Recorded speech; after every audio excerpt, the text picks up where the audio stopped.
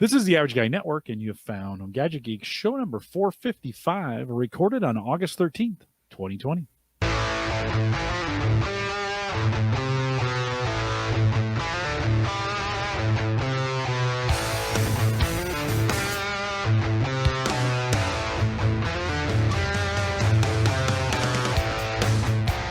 Here on Home Gadget Geeks, we cover all the favorite tech gadgets that find their way into your home. News, reviews, product updates, and conversation, all for the average tech guy.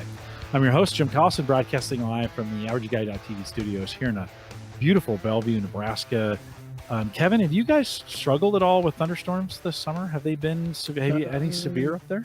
Yeah, we've had a couple of nasty runs through just over the weekend. We had some very large hail mixed in, and they seem to come in bands across. So we've had our share this year.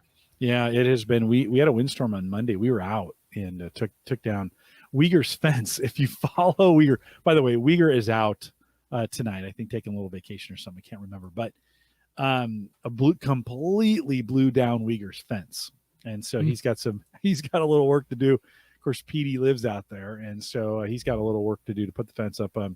But we'll post a show with world-class show notes tonight. Show notes shared by those listening live. So you never know. You might want to head out to the AverageGuy.tv/HGG4. What did I say the show was? 455? Is it 450? No, 445. There we go. 445. Can't remember myself. And you can, although I have 455 in the show notes. Wait a minute. What's the number of this show, Kevin? Do you know? 455?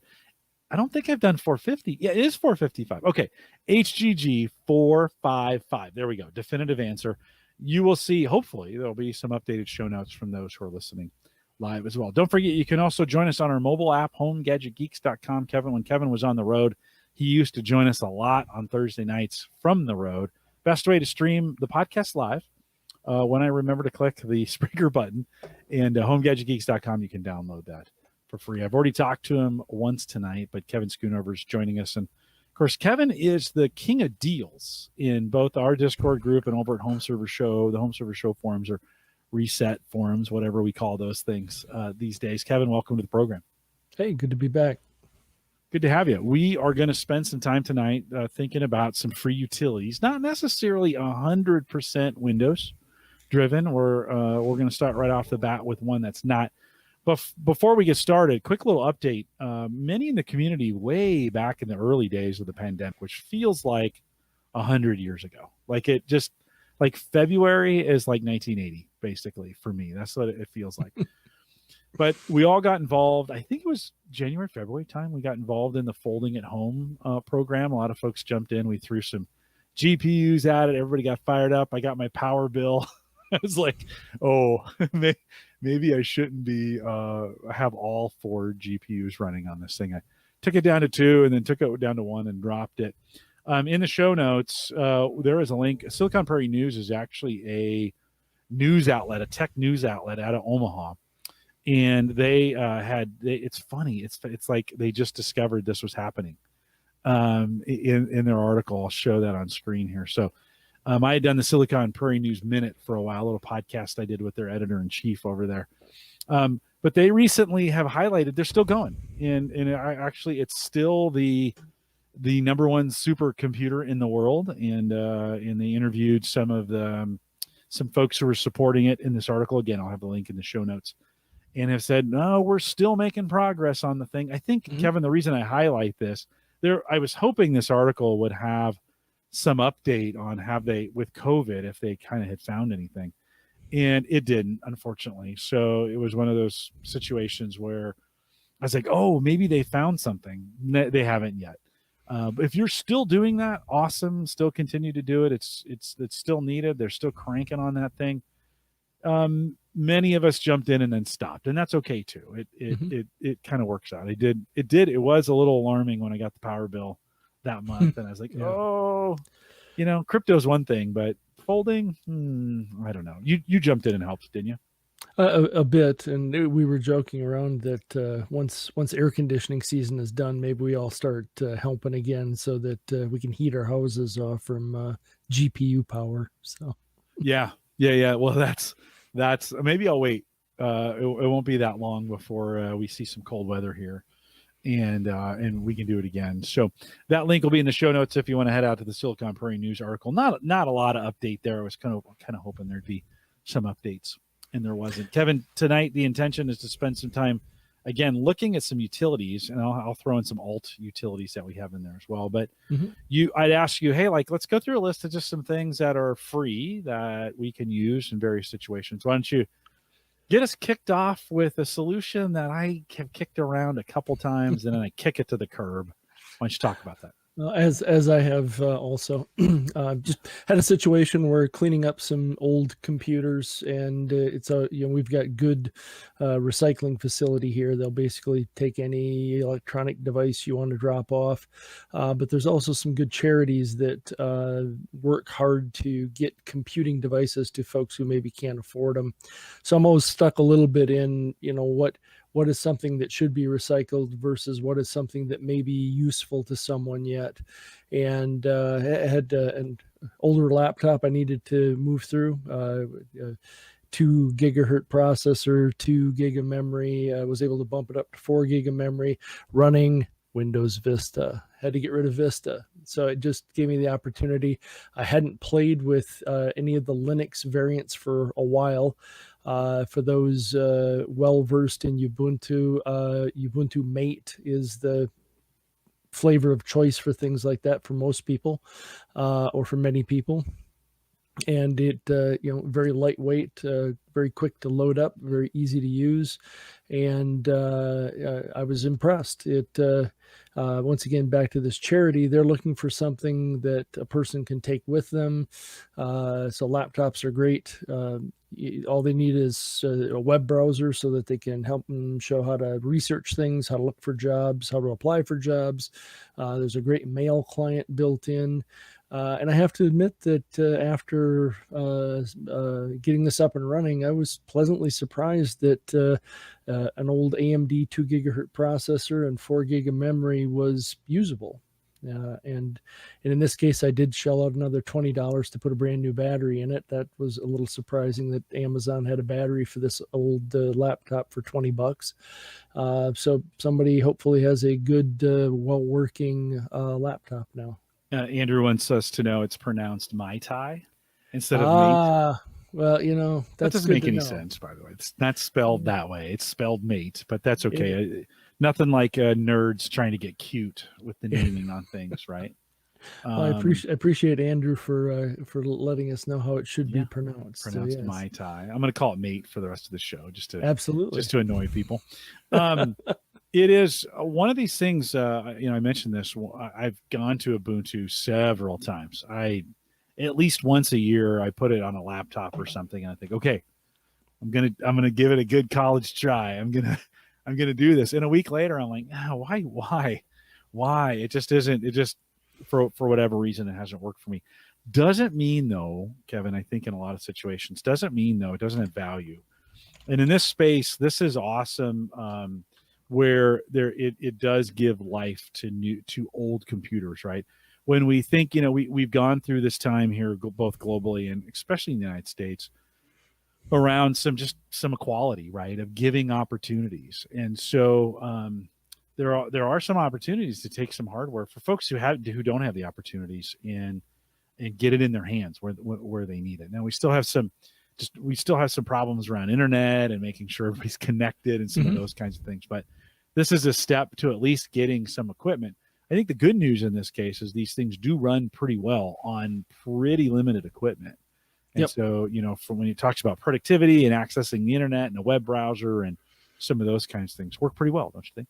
Yeah, it does. And that's, a good simple Office package built into it, which is pretty compatible with most other packages out there. So once again, talking to the guys at Free Geeks, it clicks all their buttons because they can show a person how to write a resume. They can show a person, and they're dealing with a lot of, folks who are, don't have good access to computer equipment. And, we're sometimes I'm surprised at the number of people who still rely on libraries for computer use. And with COVID, that being shut down was a real issue as well. So Yeah, no, it was very functional, very usable. The Thunderbird email client in there seems to work well. So, between browsing, email, and an Office package, really kind of clicks all the boxes for the Yeah. average grab and go use. Yeah. And something that you can get in somebody's hands. We've had them on the show before, I think, or I've talked about them before. An alternative to that would be KeyPod, KEEPOD. I'll show their website as well if you're watching the video. KeyPod, you can either buy it or now they've got their OSs available as well for download for free. USB keys are $29. For a while, that you'd buy one, they would ship one to somewhere in the world where somebody needed computing. And the difference on this, you could do this with this this Ubuntu system, Mate, let's just call it that.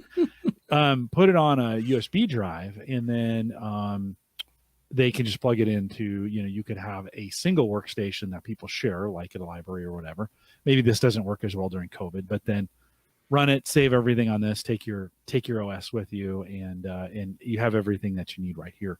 So they also have a version, and they have gotten kind of security focused over the last year or two. In other words, everything that you can do to secure your browser, to all those, to kind of remove all the things that track you, they've added to the OS, so that you can't be tracked or minimally tracked, maybe from that. So KeyPod, KEEPOD, they contacted me the other day, a month or two ago.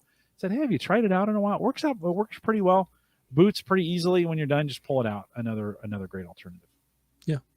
No, and I think for a lot of people, they're more interested, as you and I were talking before the show, I end up defaulting back to Windows all the time.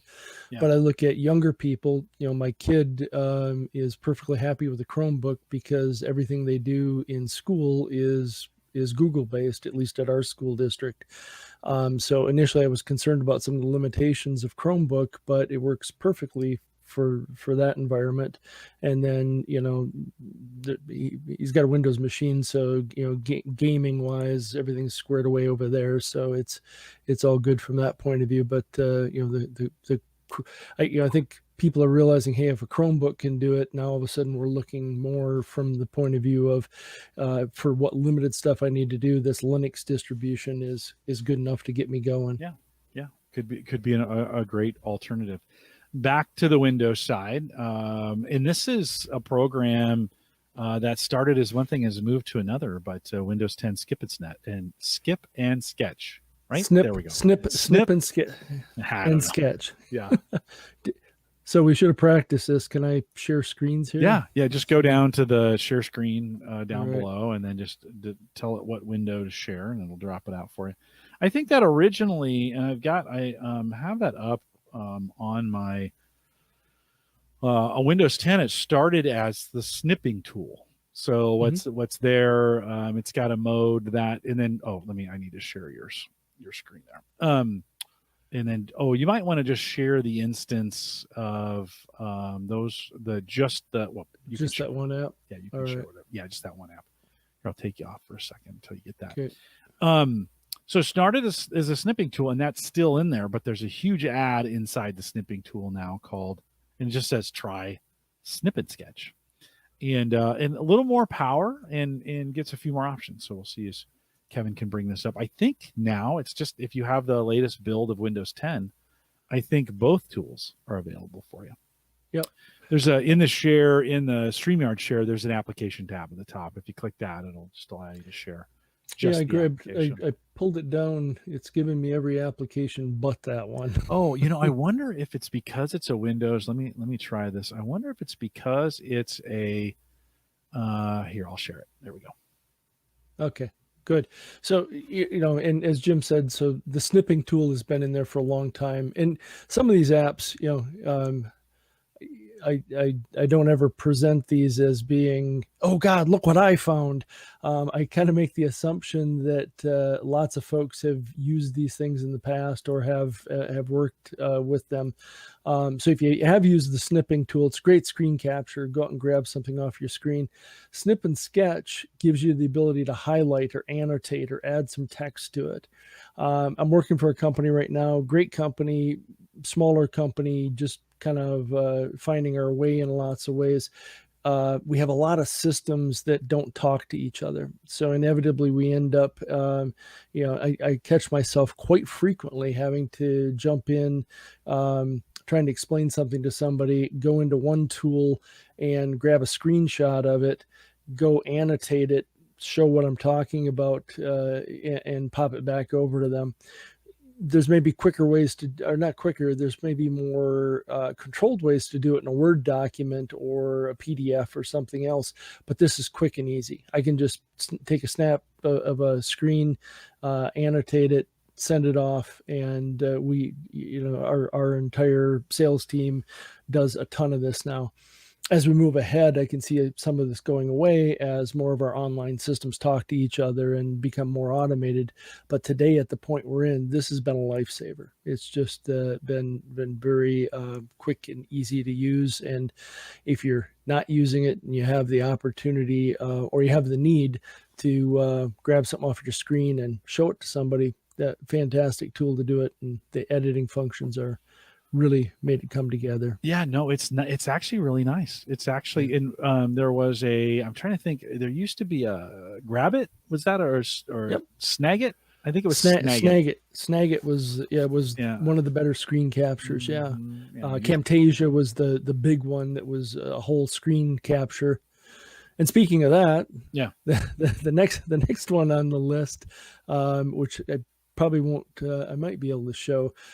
So with Zoom and all the conferencing stuff we're doing, and me not being able to get out to California to do some of the things that are going on there, I had the need the other day where we were on with a customer and we were doing Zoom, and one of my engineers had a live camera in our production area, taking a camera feed from a build we were doing for this customer. And I know the customer was recording the Zoom conference to keep it, but I was sitting there thinking, hey, this would be really cool this would be great if I could just capture what's on my screen right now, so that I didn't have to ask the customer for a copy of the Zoom recording of it. And then it popped into my head that with all Windows PCs, you get the Xbox Game Bar. And the Game Bar, in most cases, it's already installed on your system, but there's a DVR built into it. If you haven't played with this, if you hit Windows key, Alt, and G, it'll bring up the Game Bar, and up in the upper left corner is the DVR. And many times it'll ask you, is the thing that you're going to record a game? You click yes, and it basically records whatever's on your screen. Practice with it a little bit because the audio can be a little much to get that to capture. But once I've got that down, once again, between this and Snippet, if I'm doing something live and I need to capture it, there's maybe better tools out there, but this is a free one. It's built into Windows, and I've had good luck with it. Yeah, I've heard Paul Thurrott talk about this several times, and it is not one, and I probably need to practice with it more, just with the job that I do, in creating those videos that have animation to them to help people do things, right? That's go here, go there, get that done. Dave Jackson, who I podcast with on Saturday mornings, he's really good at that, and I think he uses Camtasia to get that done. But he is really good at making sure he provides that support back to his customers that way. So a great way to get that done. Windows is also, we'll stay on that theme. They have also been working hard on a Your Phone app, which continues. I think it's only Android, right? At this point, the iPhone, there's some limited functionality with iPhone, but talk a little bit about that. I think it, so I've only got Android, so I can only speak from that point of view, but I'm trying to remember Now, you know what? I think it does work with iPhone because I think when I first set this one up again, it asked me what kind of a phone I had. Okay. But I've been playing with way too many things, so I don't exactly recall on that. Yeah. Um, and you mentioned some of the work that they're doing. The they seem to be doing a ton these days with Samsung. So there's lots of specialty things that they've worked on with garnering some of the same functions and some of the same tools back and forth. For me, the thing that, and part of it's the work from home thing again, is what it allows me to do. And because I'm remote from our office, is now from my computer, I can use my phone to make phone calls with my headset and microphone. Not a huge deal, but between setting in on Zoom calls, setting in on, we use GoToMeeting as well, and we use the IP phone dialing in that. I've kind of hit the point now where I can leave one headset on and grab a call from any function that's coming in. Messaging is integrated. So now, without having to grab my phone, I can read text messages. I can bring text messages back in. I can send text messages. So if you haven't played with the your phone feature, I was impressed. It's really come a long ways from where it had been. And it was a little clunky in the past when they first launched it and got it going, but now and my computer has a good Bluetooth connection, so it connected up well from that point of view. But I've been pretty impressed with it. It's not a ton of features, not a ton of functions, but if it would be important for you to be able to do messaging and calls with your phone from your PC, it seems to work quite well. I think there's also a window hello component for both Android and iPhone where you can now, the device. I think it's a Bluetooth feature. The device kicks in when you can sign in. I don't think you can sign in with it, but you can. If you leave, it'll automatically lock your computer. So they've been pimping that on my latest version of Windows at work. They keep saying, "Hey, do you want to attach the device to the device so when you walk away, we'll automatically lock your PC." I walk away from my computer too much, so no, I'm good. We do have where they are going to start allowing PIN access for sign in on using Windows Hello. Of course, you can use a photo if you have touch, where you can touch or slide whatever certain parts of the photo. If you have a Windows Hello compatible camera, it'll unlock it in that way. So I think they're getting and those are getting really really good. But if you haven't tried your phone yet on Windows, that may be something to give it a try to see some of the options. Kind of, I think, based on your phone, whether it's Android or iPhone, and then even different versions of those, I think have Yes. different capabilities, right?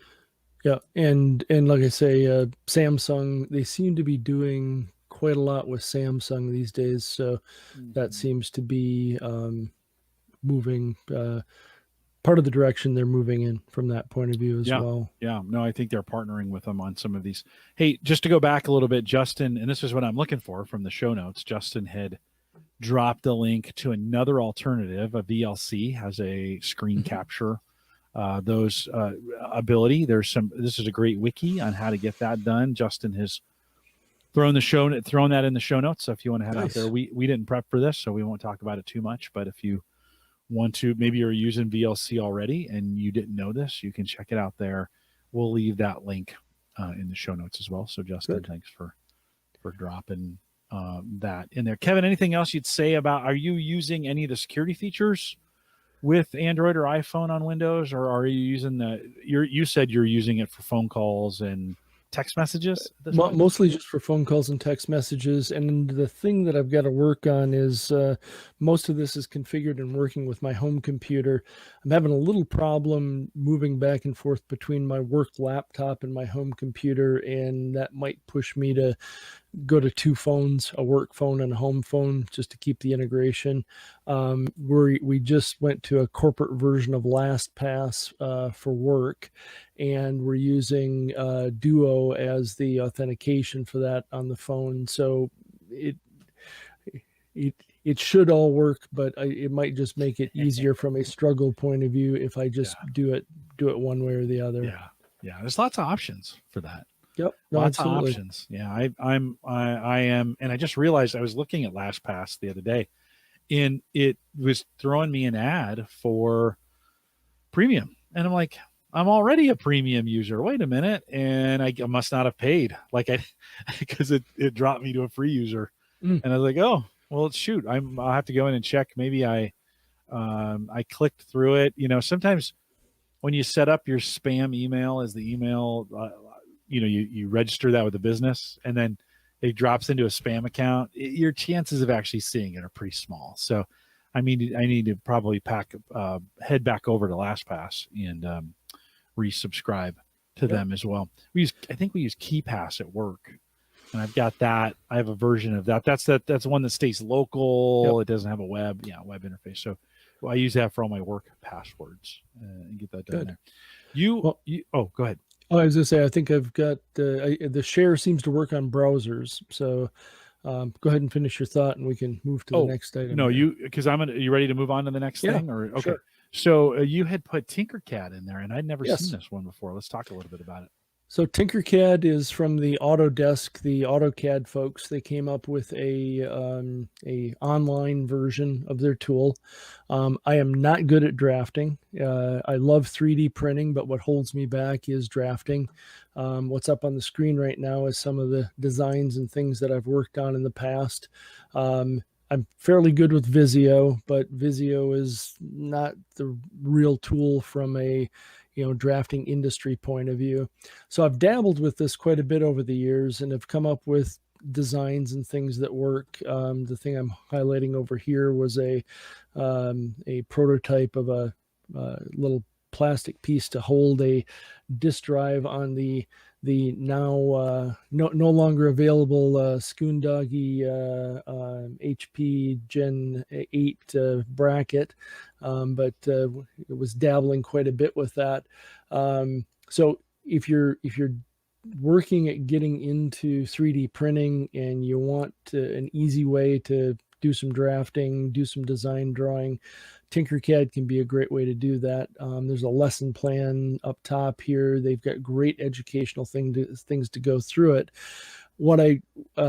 So there's all that goodness, but the thing, and I know I'm breaking all the rules of presentation because I'm not ready to present this, but what I was surprised about that I hadn't seen before was they've gone to code blocks. So if any of you have looked at some of the code designs that allow you to just cut and paste blocks in, they're supporting that through Tinkercad now.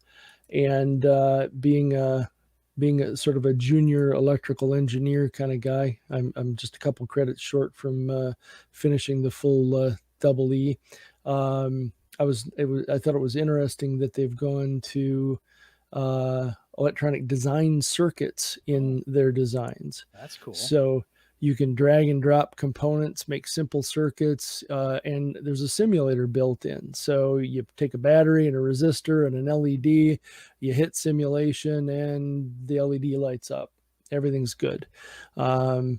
My digital circuitry days, 555 timers are kind of the core of a lot of cute little circuits you can do, one-shot timers and things like that.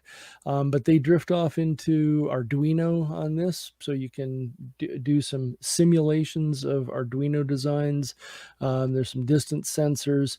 If you're looking for a way to, and I'm thinking in terms of a little bit of the distance learning stuff we're on right now, I was really pleasantly surprised to see these guys had drifted off, not drifted off, but expanded their offering from traditional CAD offering into some of the other simulations and things they can do.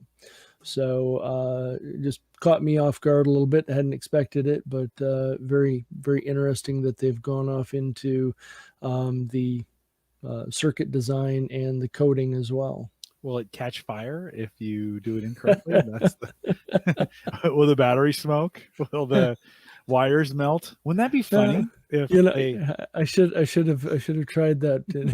Overload the circuit and see if you can get, some of the wires to melt. If it would pick up faults, that would be actually helpful because It'll be like, yeah, where it does a little simulation where the wire just kind of goes, and Yep. just kind of melts its way through. This is where you would have burnt your fingers. Yeah. This is where now the house smells like an electrical fire. Thank you. Does it smell like very burning much. chicken? That would be your flesh. Super good. Well, that stuff is important. I had some house wiring that only didn't catch the house on fire because it was in a metal box. Mm-hmm. And so when the electrician came, he was like, you're a metal box away from this place burning down. And so it's it is good to be able to test the circuits. And I've had electricians in here twice, and one was to upgrade the circuit panel. We were still in the old screw-in fuses. And so I had an electrician come in and replace the panel and up it from 100 to 150 amp service. Mm-hmm. And that's when he discovered it. And I Ken said, "Hey, could you check and look?" And he's like, "No, that would be too expensive. If you have me starting to check your wiring, because it's an old house." Yeah. He's like, that's gonna get costly pretty fast. This I'll fix because I saw it. But so I was like, so I've been slowly going through some of my wiring, trying to upgrade it and make sure it's up to par as we do it. But nice to have a simulation and a simulator in there, especially on the Arduino side, because those are components you can give to kids, and then they can build it, test it virtually, and then build it and test it in person. Well, and there's so much, and not a free place, but the Adafruit site is a distribution electronics company that really specializes in a lot of this stuff. A friend of mine, former coworker, is the CEO at Spark Fun, and they're very into this as well. As they're making electronics easy for kids to pick up and play with and learn and code, and basically take a little single board computer and make it all work. Bring it all together. Yeah, there was a lot of chatter about that before the pandemic, and I actually haven't seen or heard, and maybe it's just because the school system's punted completely, right? And so it's destroyed after school programs, it's destroyed, some of those things where these kids were getting this. I sure hope we can get back to it at some point. Maybe the fall is not the right time. Apparently, according to the Big Ten, fall isn't the time to play football. Fall is not again. the time, no. But I'm glad you bring that up, because for parents out there, go hit Adafruit's website.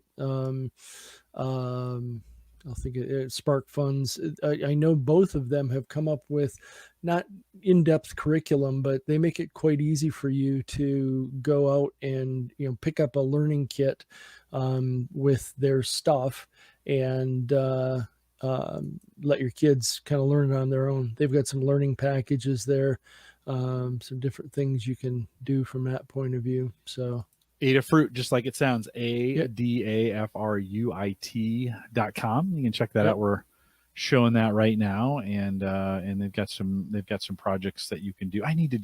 You'd sent me a what were those circuit boards that you sent me? The BBC. Yeah. Can't think what they were what called. Did they call those things? Yeah, and I never did the circumstances around the work I was doing kind of changed with the interns, but there are still great opportunities to do this stuff at home, and I think for some moms and dads that may be a great opportunity to do it with kids. So yeah, no, absolutely. Joe had put in chat a little bit earlier. He says he's a little timid about adopting anything Microsoft anymore. You could insert the word Google in this thing as well, right? Timid about adopting anything Google or Microsoft anymore, as they are likely to kill it at any moment. And yet, Kevin, the next thing that you want to talk about is a Microsoft tool. And I share his concern. Yeah. and actually this one, I think we all have a long history of Microsoft jumping in and out of things, making things nice and then killing them. Google does a lot of the same thing. They do. A few years ago, my favorite to-do list product was Wunderlist. Wunderlist was a great product. Loved it because voice, you could call out to your voice assistant, have them add something to the grocery list, have all your family members on Wunderlist. Microsoft loved it so much they bought it, and then I'm not sure what they exactly did with it because they bought another one called To Do, and Microsoft To Do became the mainstay for that. Still, from a personal basis, To Do, it works out really well with lists, task lists, to-do lists. So from our family point of view, shopping lists, activity lists, different things that we want to coordinate seems to work very well.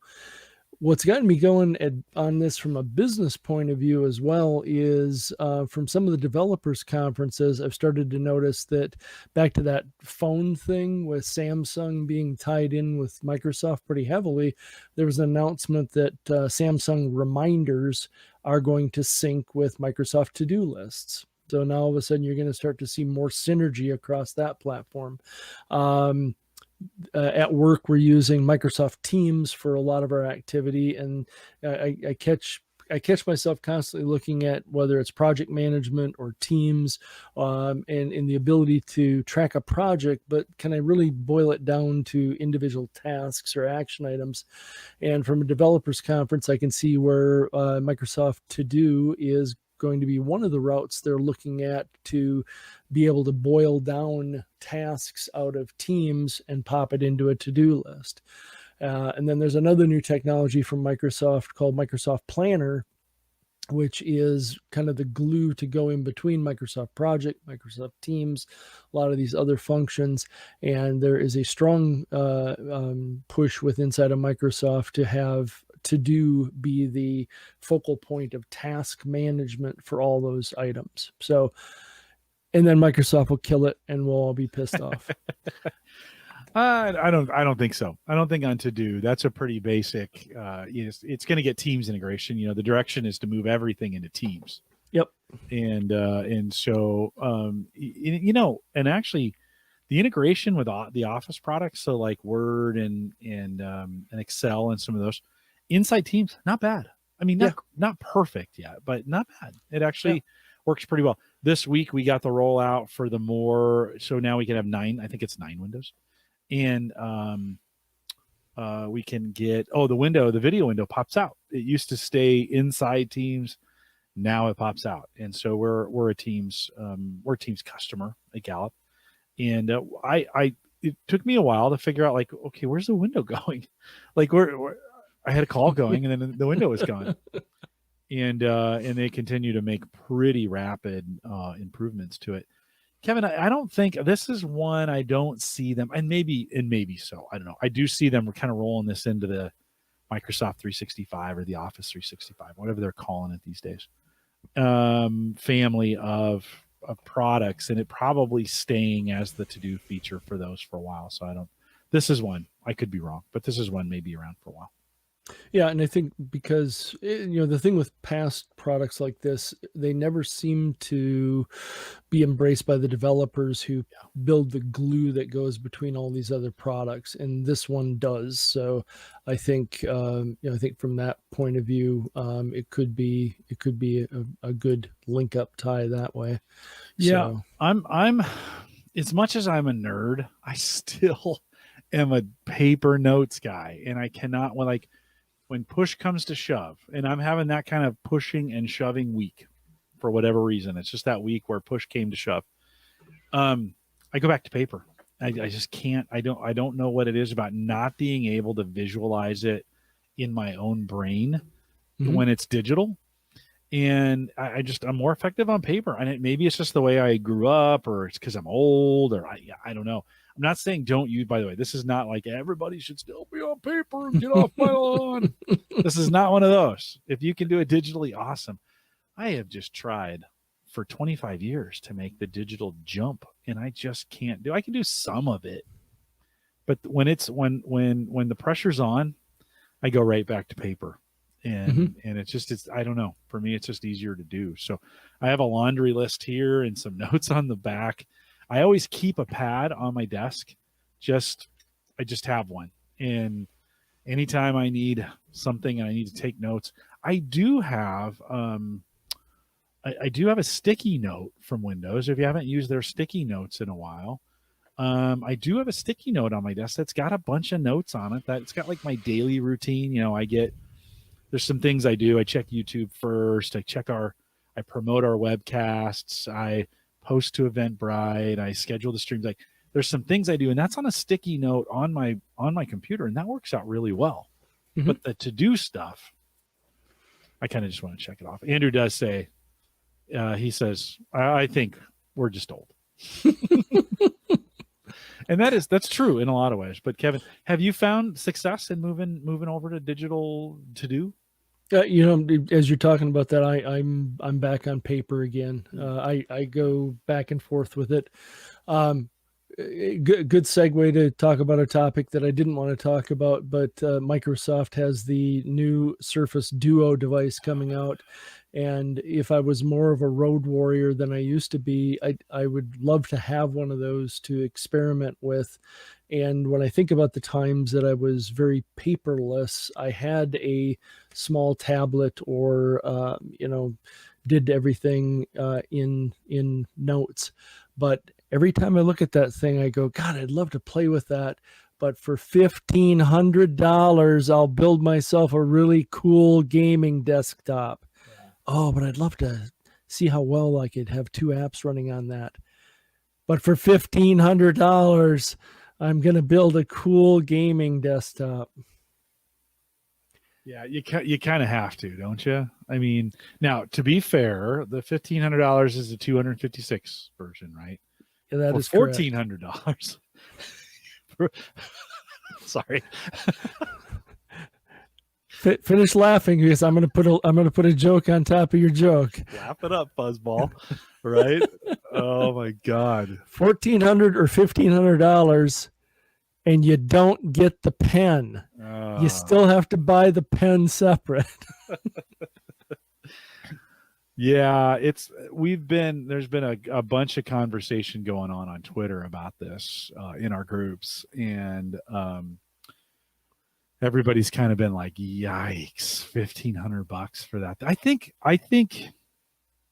it's a little jump the shark moment for Microsoft, right? Don't you think? Now, this being said, I bet at Christmas you can get these for $9.99. That's if it was something under 1,000, it would be much more. And this is the kind of thing that if the Microsoft stores hadn't have closed, COVID and everything else, I would have to go play with this, because even though I can see some use case for it, I'm getting kind of hung up on, okay, they show the picture with you having it set sideways with a virtual keyboard on it. So you're using it kind of like a little laptop.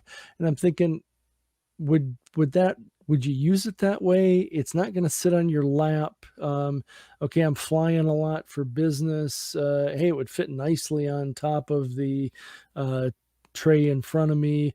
When they keep talking about it being an 8.1 inch screen, it's got a line down the middle of it. Yeah. So I don't see you using it to watch a movie full screen mode, because you'd have a line right down the middle of it.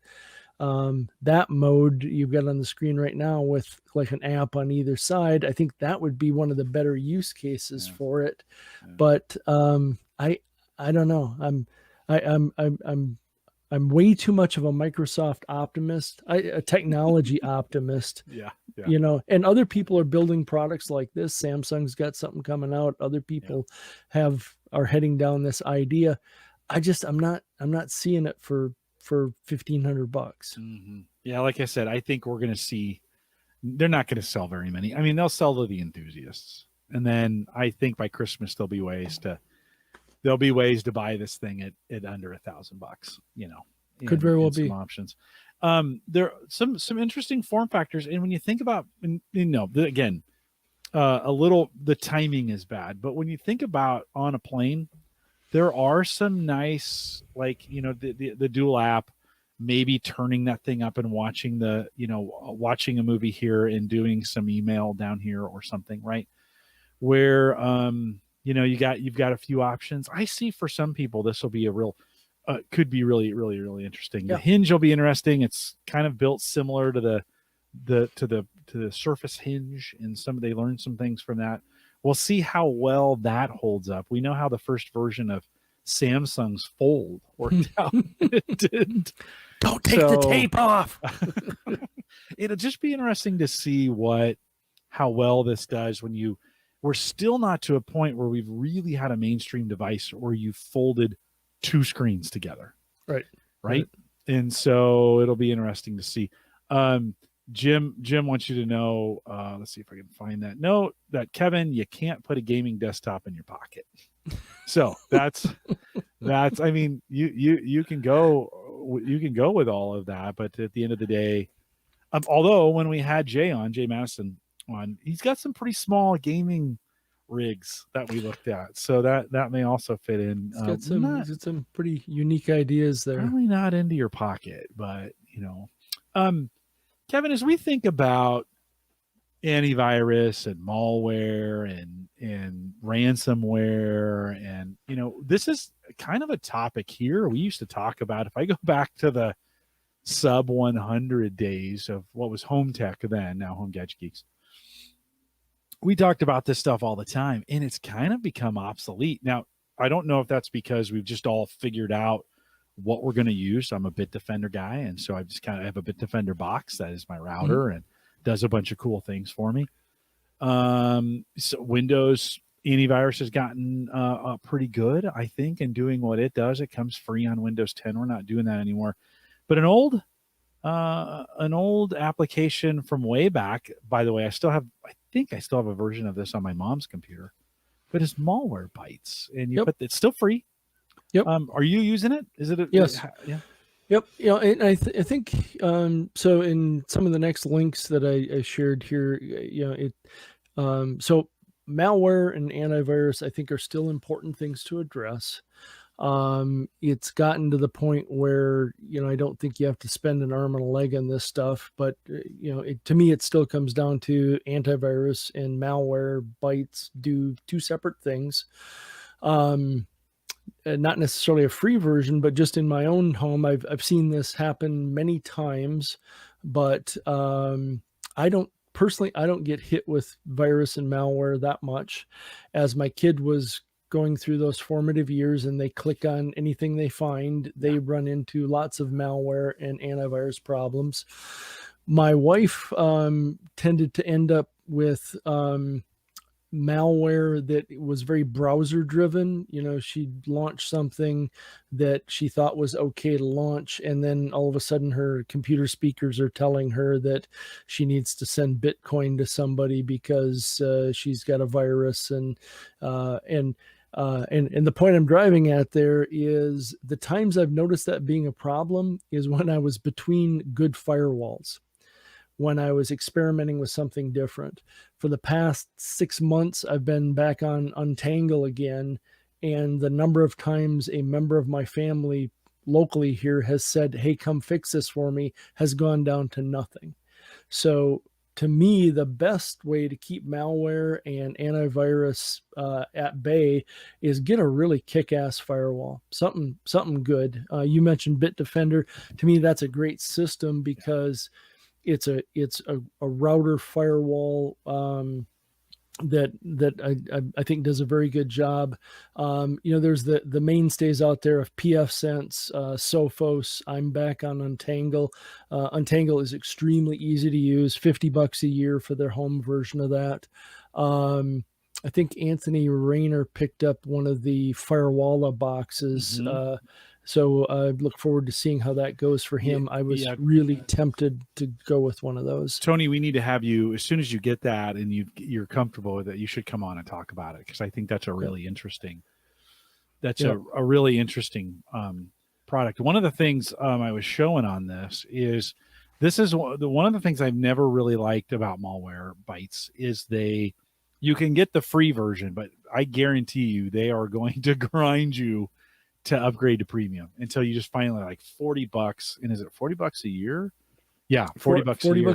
$40 a year. But I will tell you, go to Malware Bites, and if you ever owned Malware Bites, log into your account at Malware Bites, because I had I bought one of those specials on Newegg of 5 PCs for, it was a great price. It was like, I think it was $39 for a year for 5 PCs. Was a great deal.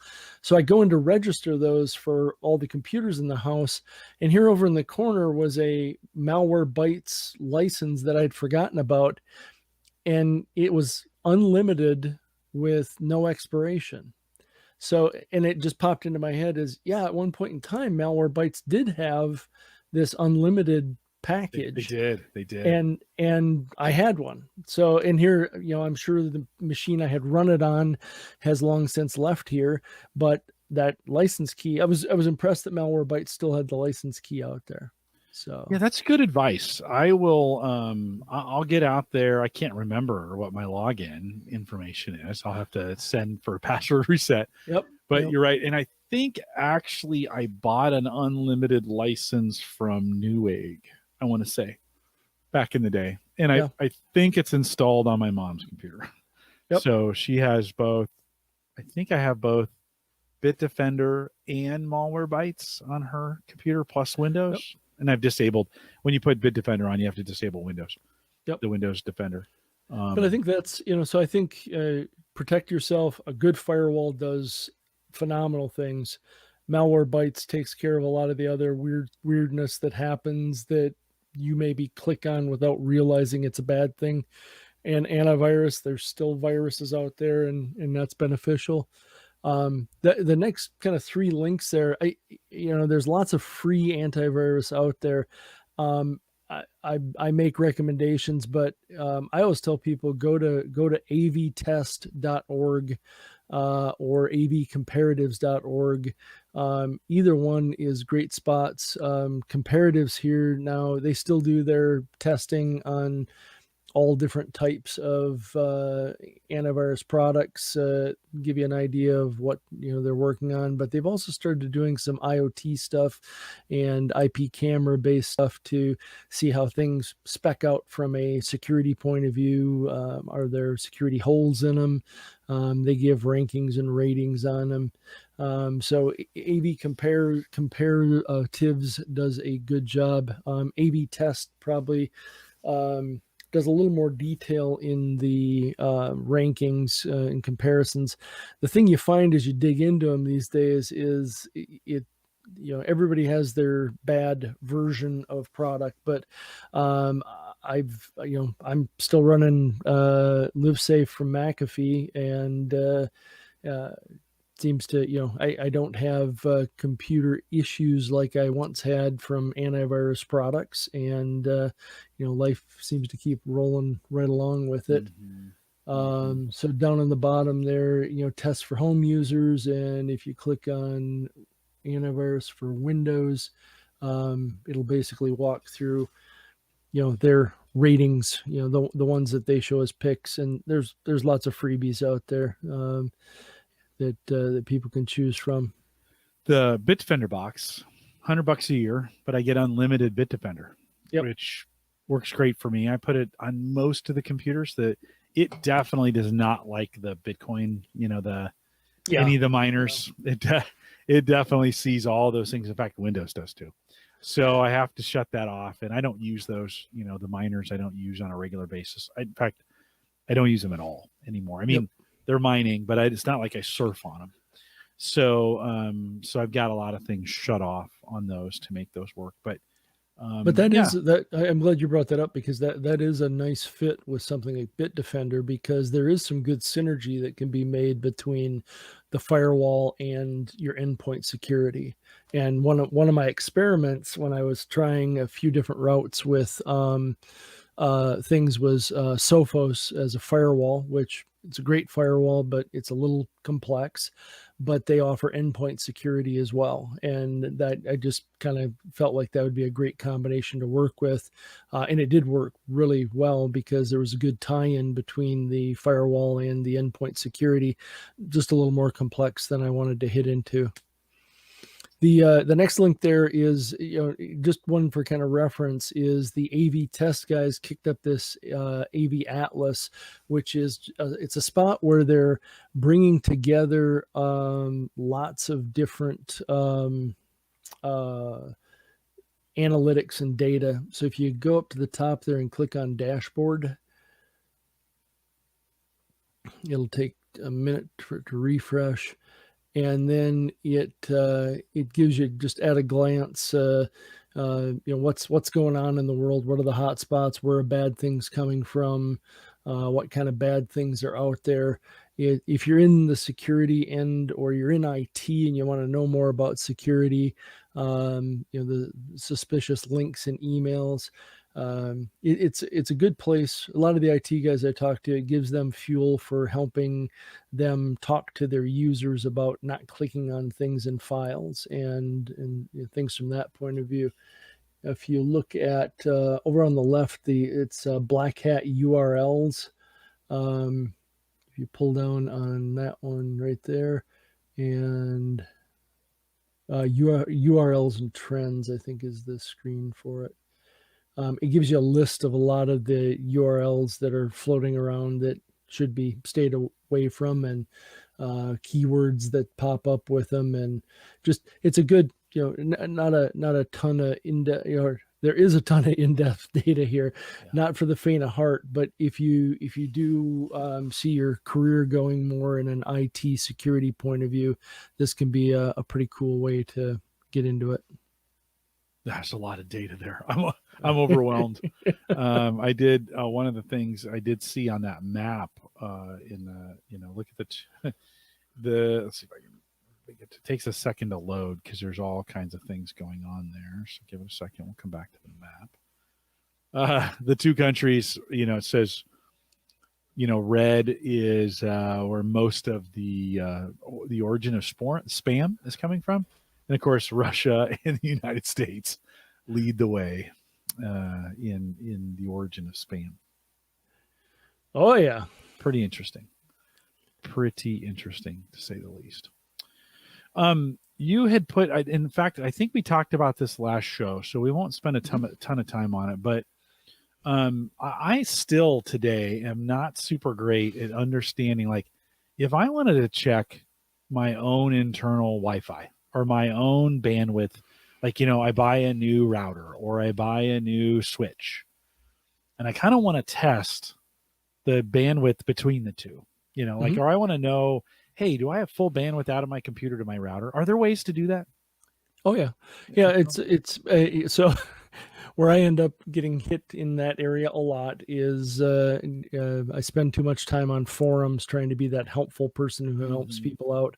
I have Sonos home stereo, home audio equipment, whole home audio stuff, and people love and hate Sonos for good reasons, but I can tell you the majority of the time with Sonos, answering questions on user groups ends up being trying to find ways to tell people their Wi-Fi is awful without making them feel bad that their Wi-Fi is awful.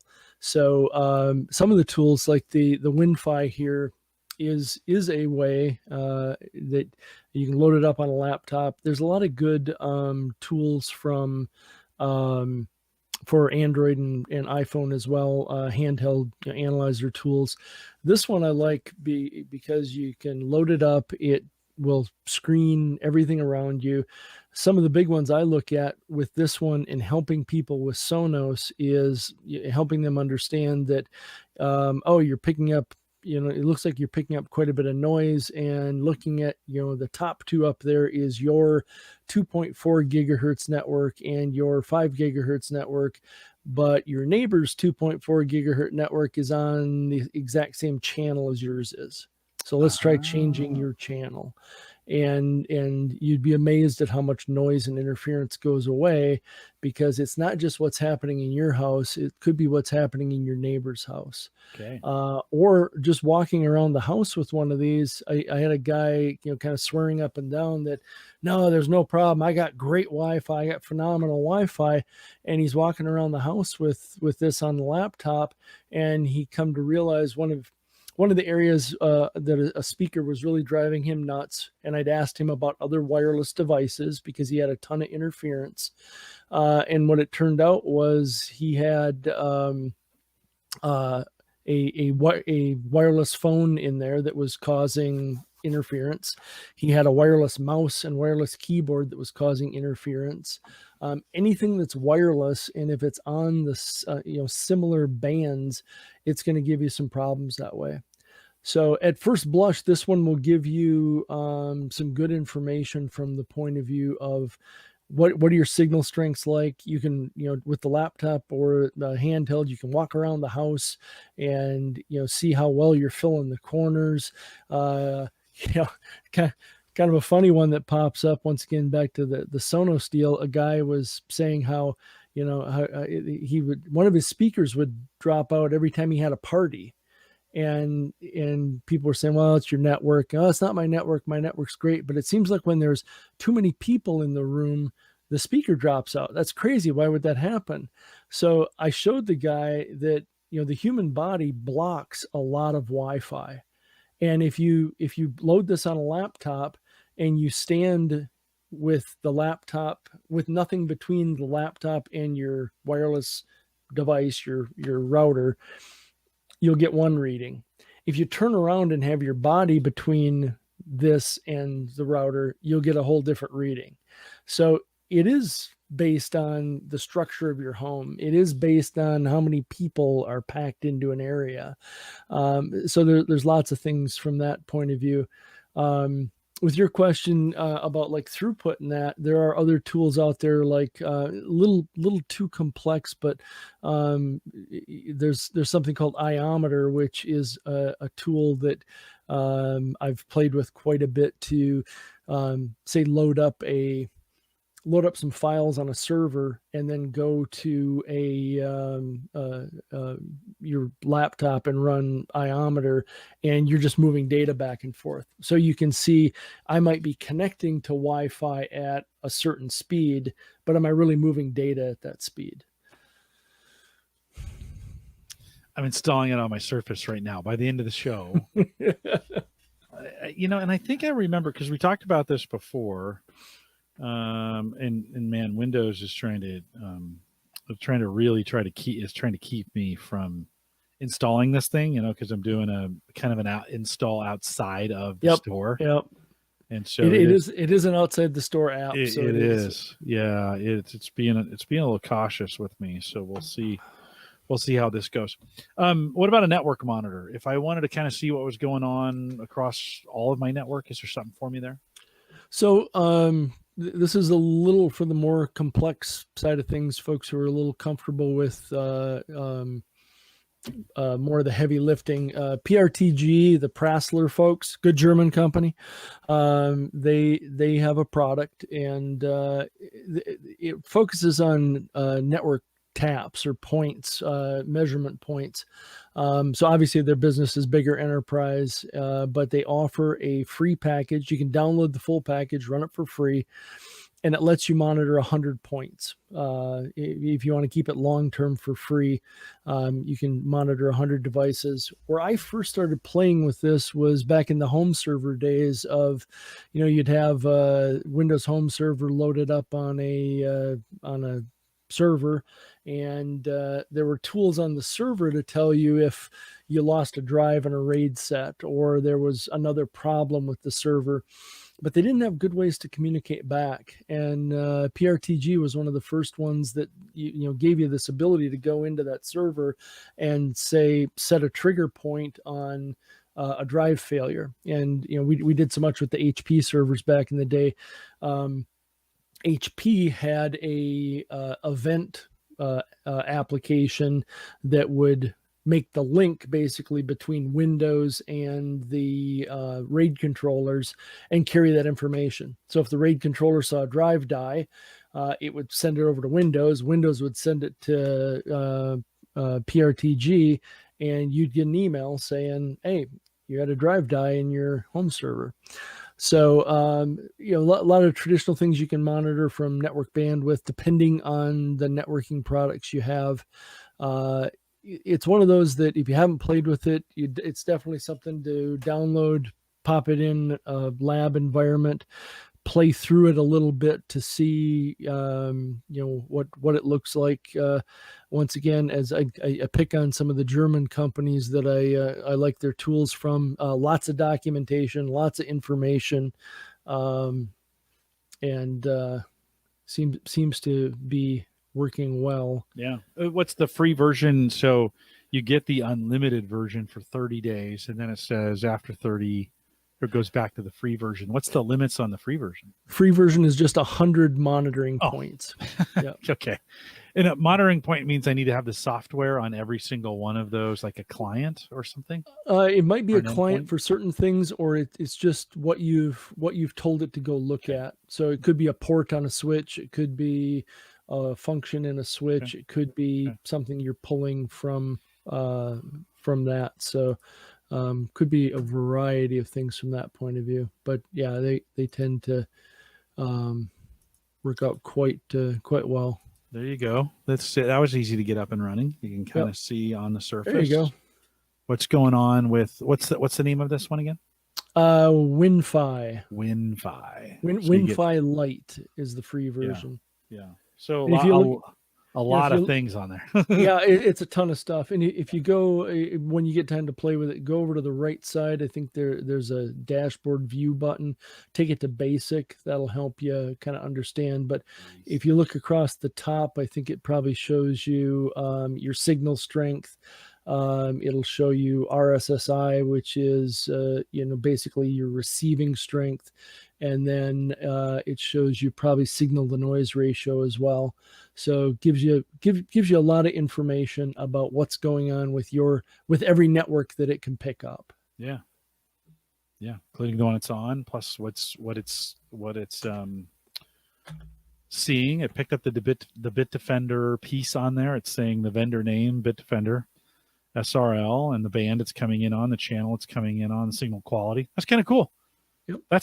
Plus it just looks really cool. I think I'm just gonna leave this up. I'm just gonna, I put various monitors up behind me. I got the weather going on some and whatever. This looks freaking cool. This has a certain level of cool factor. When you're on Zoom calls, you put that up over your shoulder. So right, yeah. And be like, what are you? Well, I've got one PC I had over my shoulder for a while that was running, it was running the burst coin stuff, and so it was just constantly rolling through some things, and so it looked cool. Everybody's like, what is that? No, it's neat stuff. Yeah.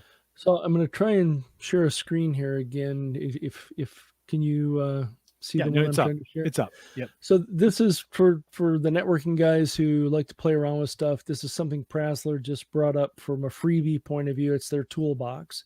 So where I stumbled into this one was, so I work for a company who's a systems integrator. We integrate computer systems for OEM customers, basically a lot of firewall security storage kind of guys. And occasionally they'll throw a system at us. We had one come in that was a custom built board that they wanted to convert into something else, and the software was very tightly tied to the hardware on the board, and we're having a little bit of trouble finding out whose network card it was. And I thought, well, somebody's got to have a Mac tool, because we knew what the MAC address was. And I stumbled into, hey, Prassler's Toolbox has a little tool here that allows you to go in, enter a MAC address for Ethernet, do lookup, and it will tell you who that MAC address is registered to. Some of the other things that, they've got a port check, so you can, inside your network, you can check for open ports, DNS lookup, the website check. Let's pick on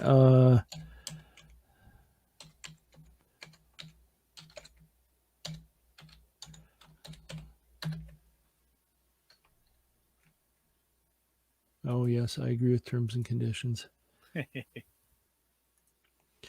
So we'll pick on Dave. No, he wasn't able to resolve that one. Let's see. You can do the average guy.tv if you want.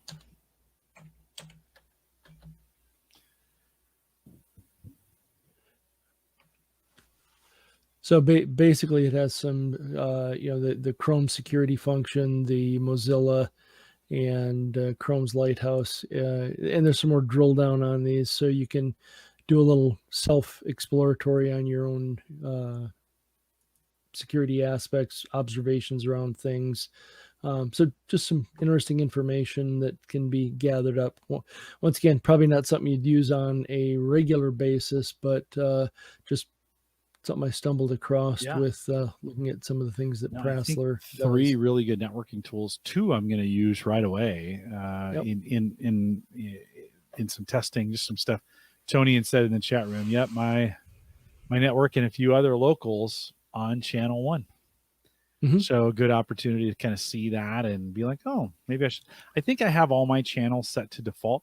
One of the things about the Bitdefender box, the phone app is way more powerful than the web interface. Like, it's like they spent most of their time developing the app as opposed to, and I'm kind of used to the web being the easiest, most functional, but the best app is the iPhone app. And I'm seeing more and more guys, more and more technology is shifting that way.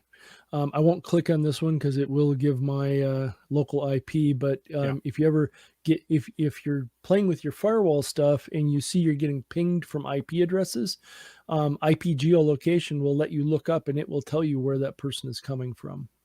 Okay, cool. So kind of a neat deal there. A tool that you and I have talked. I think every time we've done this, we've talked about this tool. And this was Bellark is one of those tools I used back in my commercial federal days. So I actually deployed. I was an admin at the time, sysadmin at the time, and I deployed a complete Bellark solution. Okay, so this would have been 2000. When did I leave them? I left commercial about 2005, 7. Yeah, 2005. So this may have been 2002, 2003 that I was with these guys. They've been around a long time. I don't know how much development they're doing right now, but man, if you want to know everything about your computer, this Bellark Advisor does it for sure. And this is one where every time I go to use it, I instantly do they don't make that anymore, do they? And you go look it up and there it is. And then, I'll do nobody's updating it anymore. And oh, look, runs on Windows 10, 2016, 8.1, so other than 2019, they haven't updated for that yet. But if you haven't run this, this is my mainstay for, I'm going to back up a laptop hard drive for myself or a friend or family member. And I want to know everything that's on that drive before I make the change. This will tell you every program that's on that drive. It will tell you every license key it has access to. An odd use for this is it's got a fairly good network analyzer, or not analyzer, but documenter. It'll show you lots of stuff that is out on your network, which I find is kind of blows me away that it's able to do as much as it does. But yeah, Jim, you brought this one up first, and it's been a mainstay. I can't tell you the number of times that especially as we try things on computers and then don't use it, and then later you go, oh, hey, I didn't even remember that was still loaded on there, and I would like to save the license key from that. So it's a great inventory tool. Just phenomenal amount of information. Well, just for keys. Like keys alone, stuff you've installed that you have keys for, I always lose those things. And so, like you said before, and this is one I wish I always like. I need to have a sticky that says "Run Bellark" before you reinstall, because you get frustrated. You're doing something, I'm just going to blow this thing away and start over. And as soon as you blow it away, you're like, oh, I should have run Bellark on that thing, and then gives you a little PDF inventory report that you can save off somewhere. I was looking for a version of mine from old. I've used this a dozen times at least, maybe more, maybe tens of times. And it is a great, like you said, it's a great report. So one I recommend. You've got Gary's Utilities on there as well. Is that one I haven't been a fan of some of these kinds of programs, but you like this one? I like so Glary Soft was a Glary, Christian. sorry, I think I said Gary, but Glary, yes. It was a Christian recommendation, and a lot of people get really nervous around these because one of the main functions of these is registry editors, and you gotta have one you trust. CC Cleaner is a decent product in this realm, but Glary's One Touch function on this. I think we all have worked with PCs enough that if something's bad out there, reinstalling the OS is probably the cleanest way to do that. But I have found Glary, when you don't think you have time or you don't want to take the time and you just like to try and clean things up, I've had some really good results. I have never had this kill a PC or cause irreparable damage that needed to be dealt with. But the One Touch on it, a couple passes with One Touch seems to clean up a lot of issues with registry related items, and I've just had very good luck with it over the years. So, but I think that's one where I think people do get concerned about tool sets like that. We have more than we're going to have time to talk about in here. I'm gonna jump because I have some experience with this. So I want to jump to Always Sync. I had put out in the community. It'd been so long since I had used a syncing piece of software, and was looking for something to sync between the Moro data box and my Drobo. I wanted to take what was on the Moro data because I wanted a local copy of it. Moro data only keeps about 750. It's a terabyte in there, but there's some caching and the stuff that goes on. So about 750 gig. Yeah. And so, but I wanted a complete copy of everything local. So I move it over to the Drobo. And I actually have Always Sync here. And I actually bought the pro version of it because there's some limitations on free. It's been, okay. I did mention this on a show in the past, though. I did change a drive letter that I had mapped, and then it thought that drive, of course, it lost. So when I put the new drive in, and it previously been named that drive letter, so it took over the drive letter on there, kicked the Drobo off, and took it over. Of course, Always Sync said, there's nothing there. So it started doing a full restore, right? Yep. Well, that's 2 terabytes. And so it went to, well, of course, it's not all on that box. So went to Backblaze and pulled down 2 terabytes from Backblaze. And then it did it 2 more times. So 3 times, 6 terabytes, 7 days, cost me about $100 and restored it from Backblaze. That was a very expensive mistake. I have since moved Always Sync from a remote computer to the computer that's in front of me because I want to know if this thing's doing it. I need to know it again. Not Always Sync's fault, my fault for sure, but one of those things. Yeah, one of those things. Yeah, and I think that's there's a lot of good sync packages out there. Once again, this is the one I tend to go to mainly because it works like it makes sense to me the way it works when you set things up. And I first used it when we had a situation where I had multiple people who we just wanted to grab files off their computers and make one big repository of them. And this was a quick, easy way to do that without, without having to worry about them overwriting files. And over the years, just some of the logic behind the way it, maintains copies and the way you can do sync in one direction or do sync in 2 directions. There's several different routes to look at with it, but yeah, with any of the sync packages, it kind of comes down to does it do it the way it makes sense for you to do it? So yeah, it's super powerful. These guys have been around a long time, and this is my actual, the actual instance of it. One of the that's on the screen. It does have a kind of a bandwidth limitation on the free side. So they let you do so much, and then they're kind of like, well, you got to wait 7 days or something like that to do that. Jim in chat says I should set protecting daily caps. Yes, I should, Jim. I should, and I don't think I have yet. I need to go back and do that just in case. What tipped me off to it was the kids said we were joking about something about how much bandwidth my daughter uses, and I said, "You want to see?" And I logged into the Cox app, and I'm like, "Holy crap!" At that point, I'd used 6.7 terabytes over the last week, and I'm like, yeah. So usually I get a notification from Cox when I'm gonna go past. I must have blown past that so fast that at this point they're like, well, I did find at least Cox in my area, there's $100 cap for them. So they charge you $10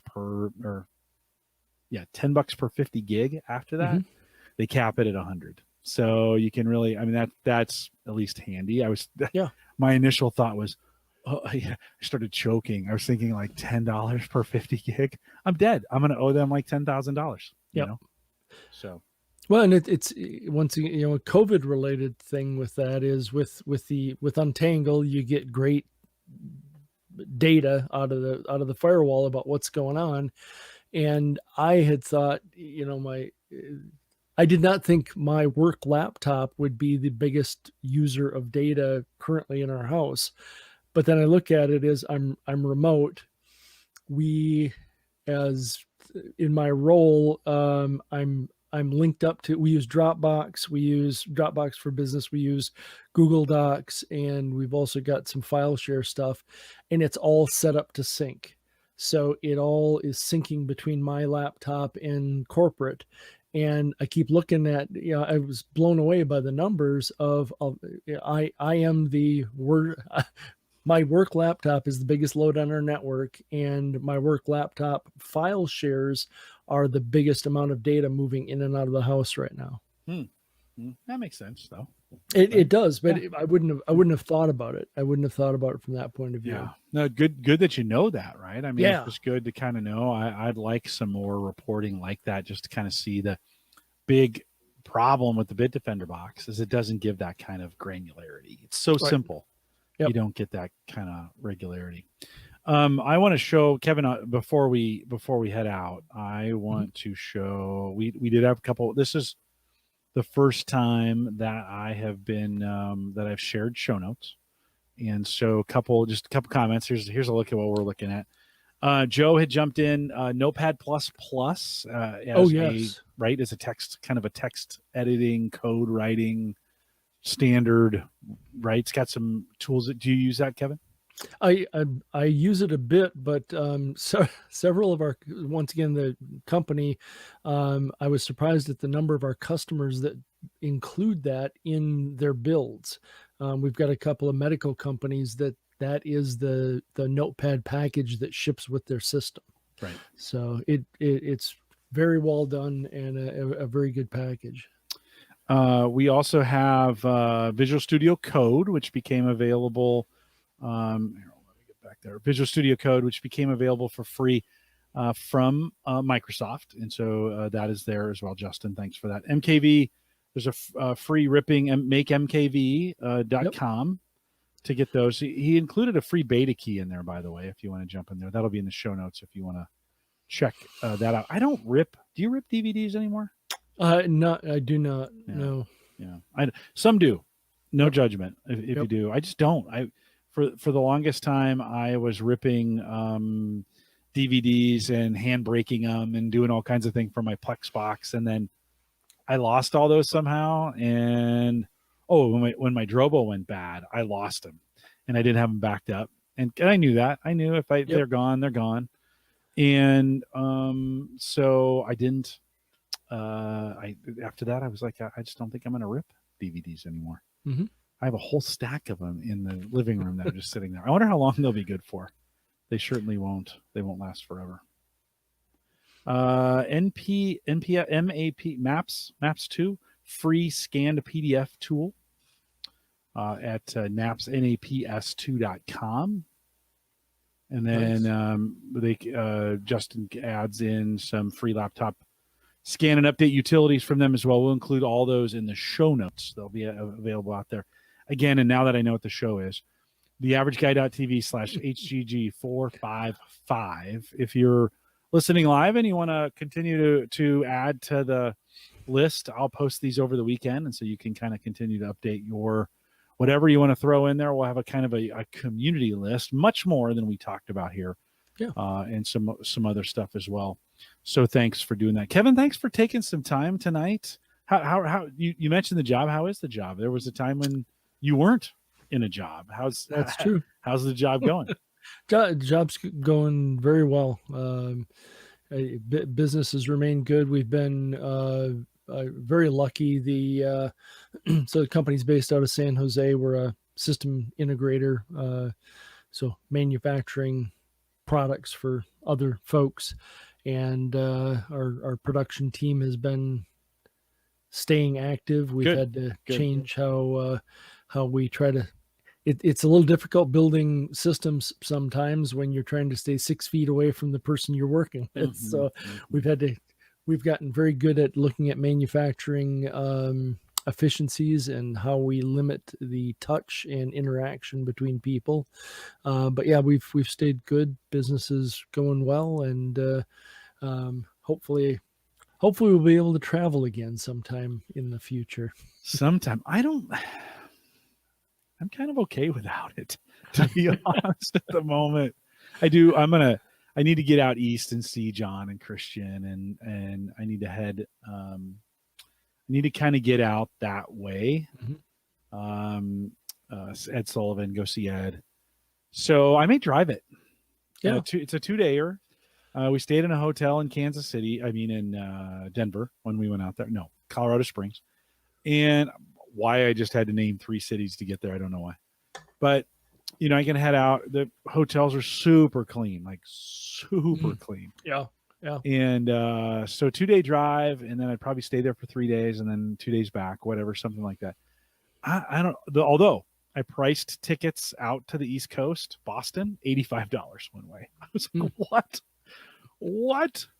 So, I'm kind of torn, Kevin, because for $85, you kind of think that's a day's worth. Well, it's probably not in my Civic. It's probably, I could probably get there. No, that may be a day's worth of gas. It may be more expensive to drive than to fly at $85, right? Well, and that's, time. The family here has been bringing up the question that we're all a bit concerned about the idea of going someplace, but wouldn't this be kind of a fun time to just hop in the plane and fly to someplace to enjoy it? So, well, it's, although not a bad way to get to the East Coast for me. And then I wouldn't have to worry about renting a car and some of those kinds of things that are with it. So, Sarah's got a trip in October, and that may be in my window. It's beautiful to be out on the East Coast. Oh yeah, I may take a week off and head down that way. Podcasting responsibilities lighten up in the fall, and so I may get a good opportunity to go out and see Christian. I haven't seen him in a while. Yeah. So we had I don't know. Many years ago, we went to Boston and then up to Maine in the fall season, and beautiful out. And in Maine, basically we were on a sailing schooner, so just imagine like a bed and breakfast on a boat, and wonderful. To this day, best lobster I ever had. Last day we were looping around the harbor. He dropped the sail on the ship, and we pulled up alongside a guy pulling up lobster traps, and literally the lobsters came out of the water into a pot downstairs, and you basically walked your live lobster down, and you came up with one with a little tub of butter, and best I ever had. I'm doing it. I'm doing it.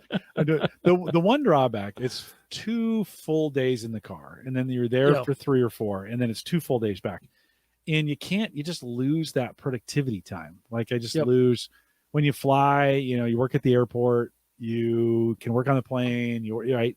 You just don't lose. You kind of lose a day, a chunk of a day. Yep. But so that would be the one drawback. Jim Shoemaker says it need to be a real emergency to get him back in an airport on an airplane, and I don't disagree. Justin says no car when you get here though, so I can't make it to where he's at. Andrew is like the Amtrak for the win, and that I am a public transportation guy, and I guess, but is getting on a train any better than getting on a plane? Probably not. Yeah, I mean, so from a COVID standpoint, I'd love to take the train out there from a travel standpoint. Just jump on the train. They have Wi-Fi, so you could work. You could continue to work.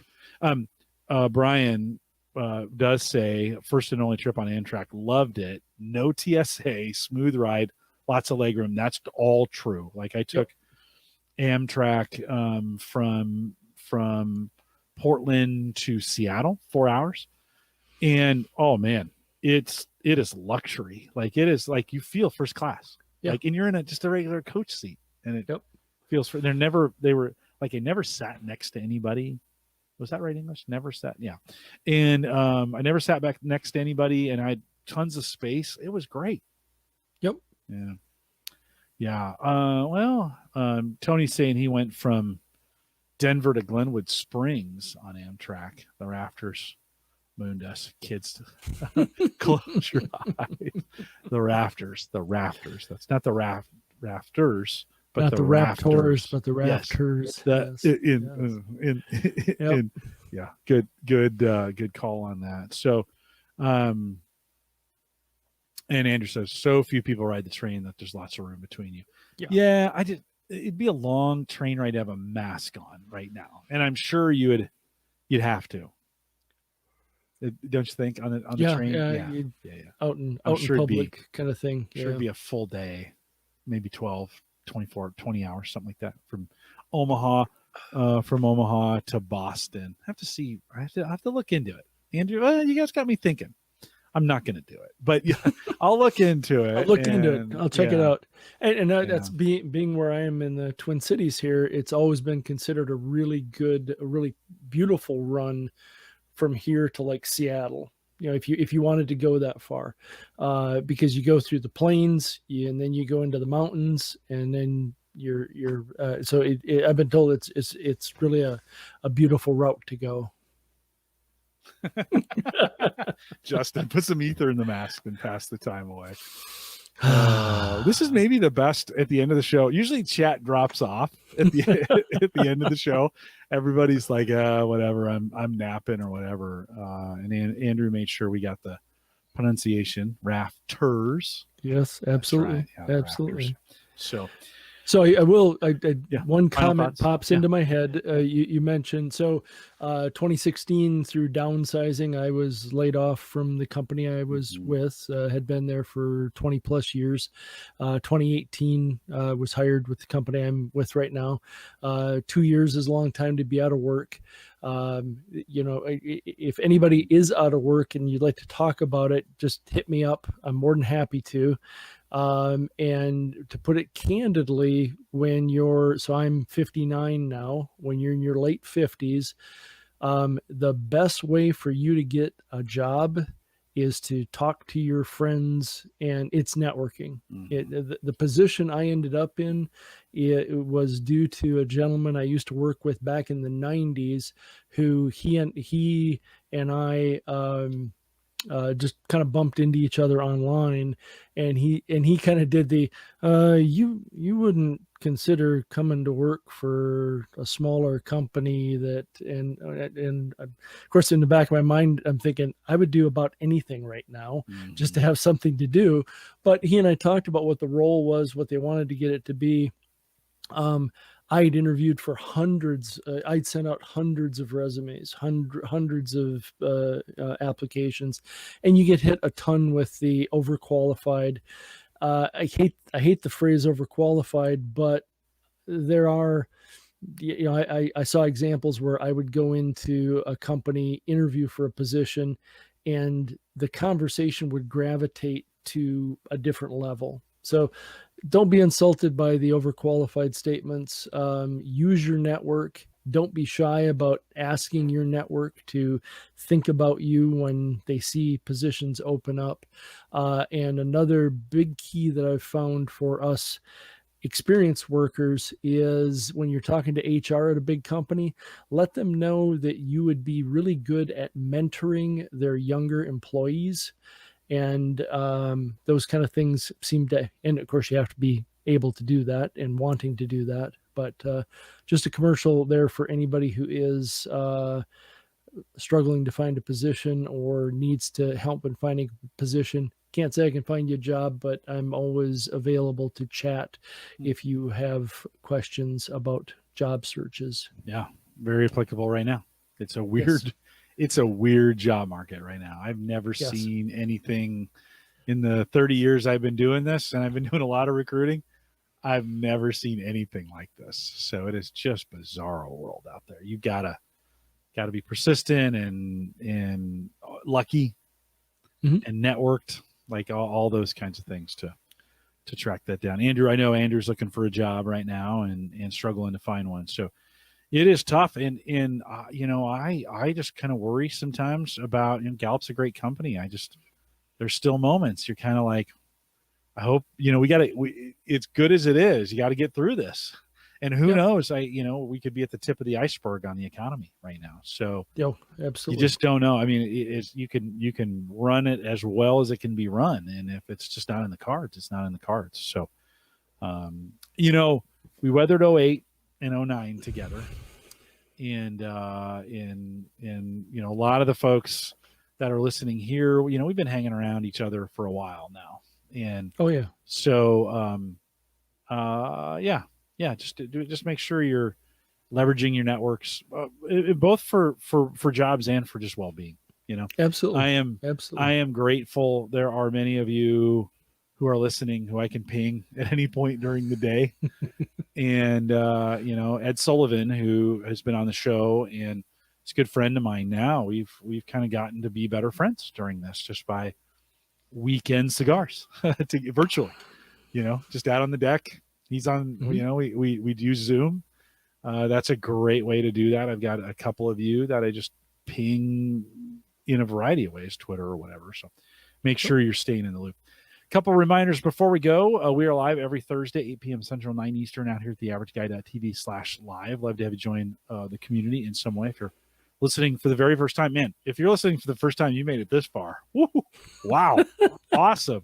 Thank you. Thanks. I should send you an award or something for that. I should have some kind. If you want to join us over on Patreon, if you like what you do and you're hanging around, you want to join us on Patreon, theaverageguy.tv/Patreon is how to get that done. Kevin, I'm getting closer and closer to a virtual meetup. Like it was hard to do physical, but now I'm kind of thinking, let's just do this thing virtually. We'll have theaverageguy.tv, whatever, meetup, and we'll get together on a Saturday, and I'll get some folks to present some things, and we'll do kind of what we did here. Yeah, we'll just do it in a virtual form. It'll be, maybe take 4, 5, 6 hours, a little lunch break, whatever. Maybe even a beer tasting in there. Yeah, how good would that be? So I'm gonna start. I'm gonna start looking at some dates here for the fall. And just see if we can't get together and maybe do a meetup that way. I may have a lot better chances of actually pulling one of those off. Yeah. So, Justin says maybe in an unconference format or something. Yeah, I might take, or just if you've got something, I'll put out a call for speakers and just say, what do you want to present on? And we'll take 4 or 5 of those. And you kind of miss the informal walking around and looking at people's stuff kind of thing. That's kind of the bummer. But, that would be I don't know. Well, yeah. Oh, you know what? And maybe just throw it out there and get some ideas from folks on things that may or may not work. So we'll work on that as well. Yeah, we'll work on that as well. If you want to contact me, if you got some ideas for it, send me an email, jim@theaverageguy.tv. Oh, by the way, if you got this far and there's anything that maybe you didn't make it to the live show, but you're watching this on YouTube, jump down into the comments. And if you got things you want to add, like we didn't cover, but some things you want to add, just add them in the comments down on YouTube. And we'll get it kind of officially added to the set of things that are there as well. We want to thank Christian for his sponsorship of the AverageGuy.tv. Of course, he keeps that thing running out at Maple Grove Partners. Get secure, reliable, high-speed hosting from people that you know and trust. His plans still start at $10. Still, it's a pandemic deal. And so you want to head out there and get that. No inflation on those. They're doing pretty well. You can tack on email to that for $5 if you want to get it done. MapleGrovePartners.com. And again, big congratulations to Christian for getting married a couple weeks ago. And looking forward to going to see him when everything kind of settles down. We are live every Thursday. I'm just watching the tweets that Tony is doing live out on Twitter right now. And he just announced the meetup. Oh, Tony. We're live every Thursday, 8 p.m. Central, 9 Eastern, out here at the AverageGuy.tv/live. If you're listening live, hang around for a little bit of the post show. With that, we'll say goodbye.